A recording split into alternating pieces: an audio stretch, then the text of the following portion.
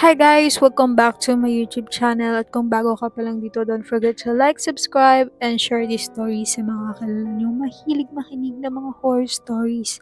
At bago natin simulan ang pangalawang kwento ni Poppy, kung may mga nakakatakot na kayong experiences or kahit anong experiences, send nyo lang dyan sa FB group natin. Or kung may mga thoughts kayo, send nyo lang dyan sa comment section. So let's start! Hi! Ako ulit si Poppy at ito ang pangalawang kwento na aking naranasan.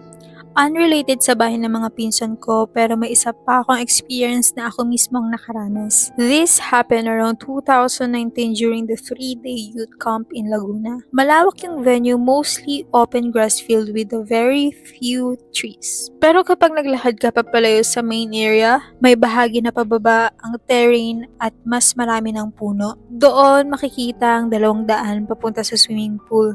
Either a steep staircase or a narrow rope bridge. One night, 3 kaming magkakaibigan na naglibot sa paligid out of boredom. Pagdating namin sa rope bridge, gusto ng 2 kong kasama na tumuwid. Hindi ko alam kung bakit pero bigla akong tinamad sumama. Sabi ko na lang, mauna na kayo, dito na lang ako maghihintay. At tumawid sila habang naiwan ako mag-isa. After a few minutes, hindi ko na sila makita sa kabilang side. Tahimik at walang tao. Ang narinig ko lang ay hangin at tunog ng mga puno. Then, out of nowhere, may bumulong sa kanan kong tenga. Hindi siya salita. Parang isang babae na sobrang lapit sa tenga mo. Tapos huminga ng mahina na may kasamang napakagaan na ungol. Sobrang linaw. Hindi siya tunog ng hangin, hindi rin galing sa malayo. Parang may nakatayo talaga sa mismong tabi ko. Nanlamig ang buong katawan ko, hindi na ako lumingon. Hindi ko na rin hinintay yung mga kaibigan ko. At kumaripas ako ng takbo pabalik sa main area kung saan maraming tao at mga cabin. Kinabukasan, ikinuwento ko sa 2 kasama ko ang nangyari. Pagkasabi ko palang na nangyari, nanahimik sila. Pareho silang halatang kinilabutan. Hanggang ngayon, hindi ko pa rin maipaliwanag kung ano talaga ang narinig ko nung gabing yun. Baka may natural na paliwanag, baka wala. Pero sa lahat ng mga creepy stories na narinig ko sa buhay ko, iyon ang isa sa mga iilang karanasang masasabi kong ako mismo ang nakaranas at hindi ko talaga makakalimutan. Paano hindi mo makakalimutan ikaw mismo ang naka-experience? Tapos akala ko, ang mangyayari, habang binabasa ko, akala ko, yung 2 kaibigan yan, wala talaga. Kasi dun pa lang sa habang binabasa ko yung story ni Poppy, habang tumatawid, tapos hindi niya na nakita, tapos bilang may ganung mangyayari. Tapos sa dulo, ikukwento niya dun sa 2 kaibigan niya. Tapos bilang nanahimik, akala ko, all the time na nandun siya, wala talaga siyang kasama. Akala ko yung ganun yung eksena niya. Pero hindi, mas nakakatakot pa rin yung eksena niya, guys. Pero nagtataka ako, bakit tumahimik lang yung 2? May camping din kami, masaya siya, guys. As in, super saya. So, nag-camping kami nun, mahigaan mo talaga, may bato-bato, ganyan. Dapat may unan kang dala.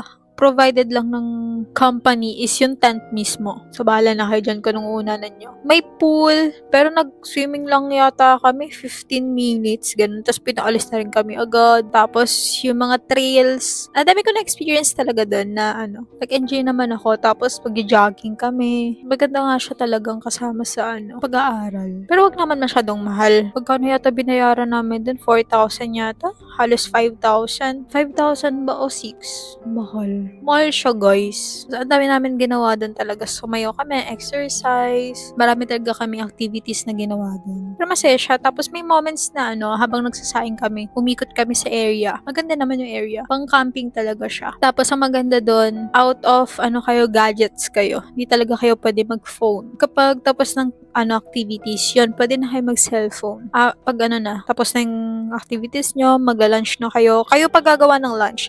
Ay, ako ang gumawa ng dinner namin. Dinner, almusal. Gumawa ko ng sopas. Gusto nila yung sopas. Kaya lang may ako, imbiyer na ako dun sa kasama namin. Kasi nga, di ba may kaibigan akong, Muslim. So, syempre, bawal siya sa sausage or kahit anong pork. Bawal siya. Tapos yung friend ko, ang hindi nagtitink, sarili lang ang iniisip. Naghati siya ng Vienna sausage, tapos nilagay niya sa sopas. 'Di ba?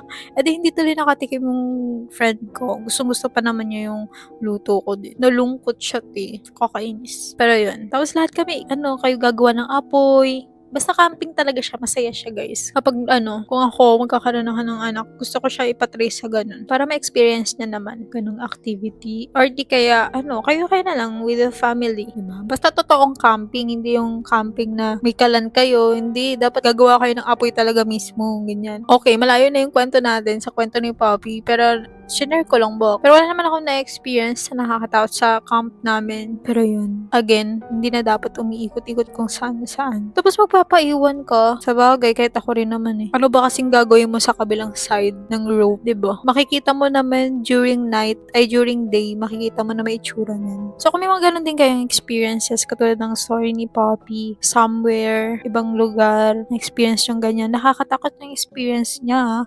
Imagine mo, biglang may bubulong sa'yo. Di ba, na babae? Like, di ba? Tama yung ginawa niya. Ganun din gagawin ko. Kakakaripas lang ako ng takbo. Pero meron din ako na-experience sa ganun, guys. Naghuhugas ako nun. Basta nasa lababo ako nun. Tapos biglang may umihip sa tenga ko. Hindi mo maririnig yung pag-ihip niya. Pero mararamdaman mo lang na may bumuga talaga dito. May umihip talaga. Pero hindi mo maririnig yung ganon, hindi mo maririnig. Share ko lang din. Kung may mga ganon din kayong experiences, send nyo lang yan sa FB group natin.